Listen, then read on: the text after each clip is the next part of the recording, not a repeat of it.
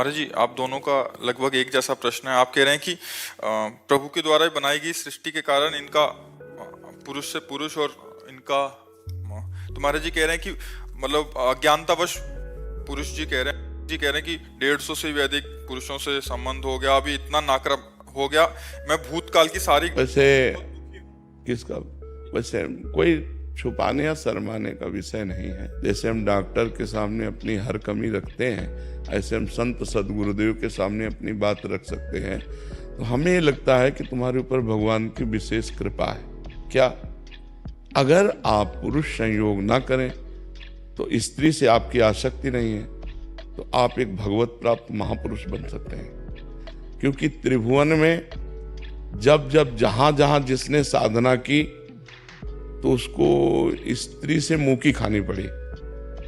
शास्त्रों में बहुत वर्णन है। और तुम्हारा स्वाभाविक आकर्षण नहीं है।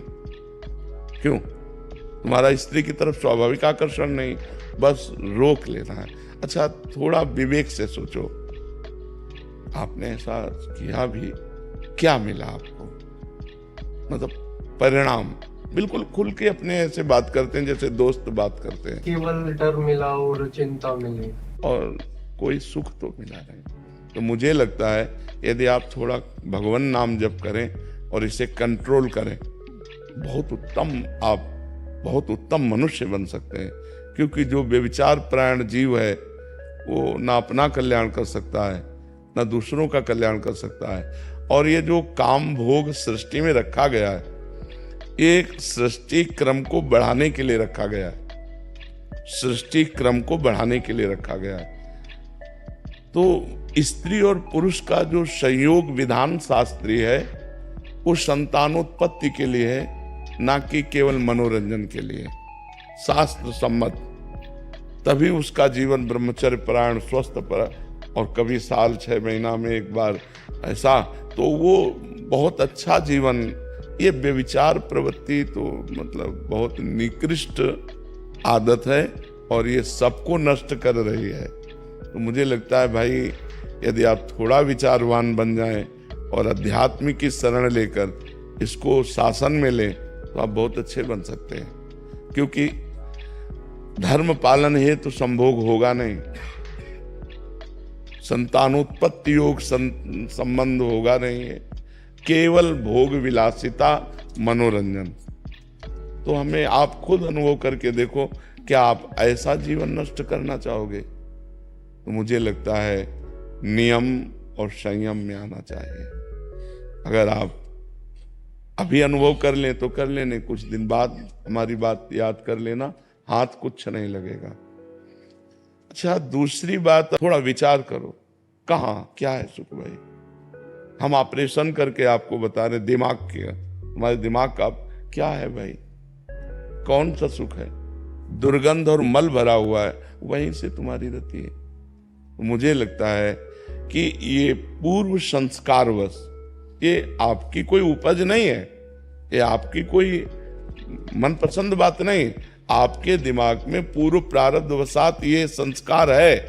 तो इस संस्कार को जीतने के लिए मनुष्य शरीर मिला है, इसी संस्कार में मिट जाने के लिए नहीं मिला है। अगर आप जीतते नहीं हैं तो मिटा देगा। कितना गंदा स्वरूप आपका होगा, चाहे वो बहन हो चाहे भाई हो।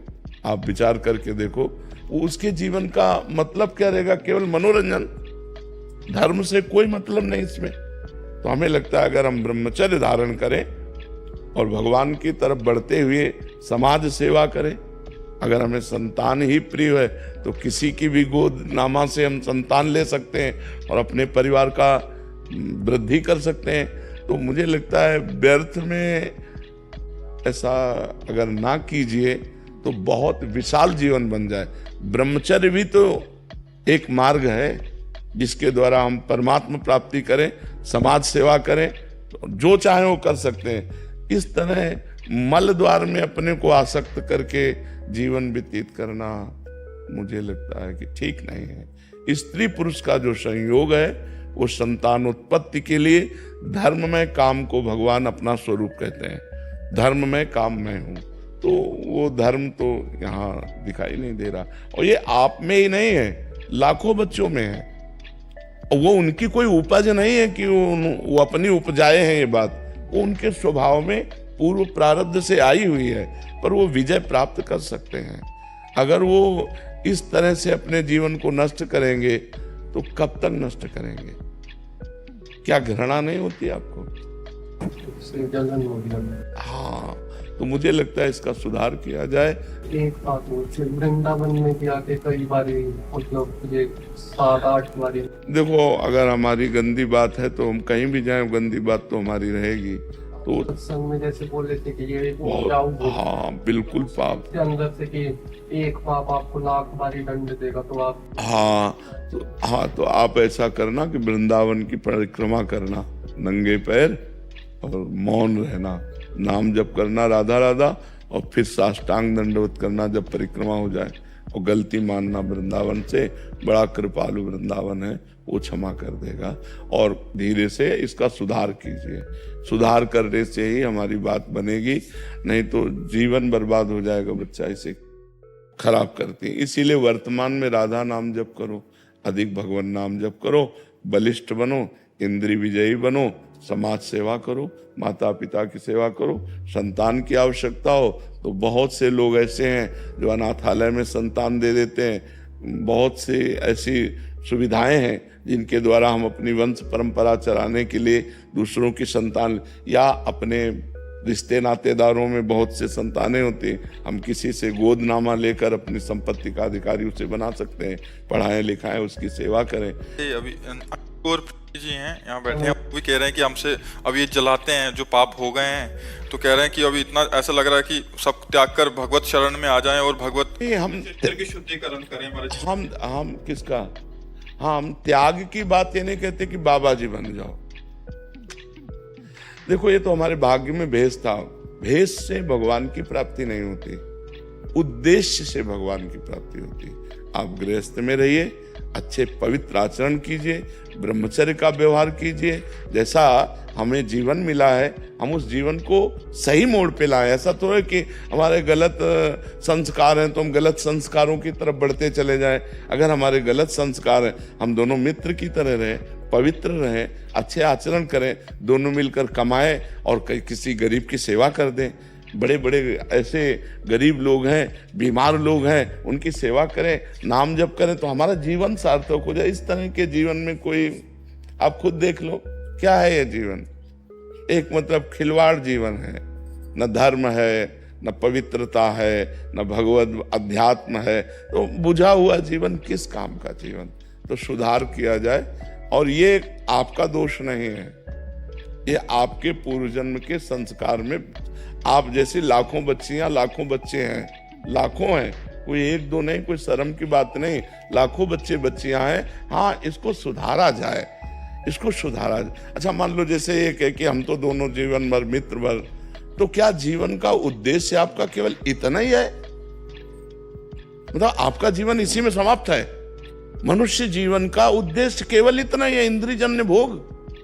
नहीं यार, मनुष्य साधन धाम मोक्ष कर द्वारा, पाए न जे पर लोक संहारा, सो परत्र दुख पावई, सिर धुनि धुनि पछताए, काले कर्म ईश्वर मिथ्या। ये संयम से रहो, अभ्यास करो, संयम से रहो, दोनों मित्र की तरह रहो, एक जगह रहो, दोनों कमाओ, समाज की सेवा करो, परिवार की सेवा करो, गंदा आचरण न करो। जरूरी है गंदा आचरण करना। गंदे आचरणों से हमारा अंतःकरण निर्बल होता चला जाता है। खुद आप अनुभव कर लो, एक अपने से घृणा सी आने लगती है, लगता है कब तक करूंगा, कब तक? तो इसलिए उठो। ये कोई आप में ही दोष नहीं है, चराचर जगत में दोष है। पशु पक्षी हर जीव काम से व्याकुल है। भगवान की शरण में आकर, भगवान का नाम जप कर, भगवान का चिंतन करके हम अध्यात्म बल से इसे रोक सकते हैं। दूसरा कोई उपाय नहीं। देखो, जेलें भरी हैं, अगर आप पूरी जेल को छानोगे तो आधे निकलेंगे व्यभिचार में, आधे केवल व्यभिचार प्रवृत्ति वाले नहीं मिलेंगे जो जेल में भरे हैं। ये मन है, ये गंदी आदतों में ले जाकर आपको ही नहीं, सबको अगर बचे हैं तो अध्यात्म की शरण में, भगवान की शरण में, सतमार्ग में, नहीं तो बचने का कोई चांस नहीं है। जैसे हम भोजन पाते हैं तो शौच का वेग आता है, पेशाब का वेग आता है, ऐसे काम का वेग आता है। उस काम के वेग को भजन के द्वारा, हे नाथ हे करुणा में, तो भगवान संभाले तो संभला है, नहीं बालू का बांध है, 1 मिनट में टूट के कहाँ से कहाँ पहुंच जाए। तो आप लोग शर्माओ मत, कोई समाज से हे मत समझो, ये पूर्व का संस्कार ऐसा आया है, इस पर विजय प्राप्त करो।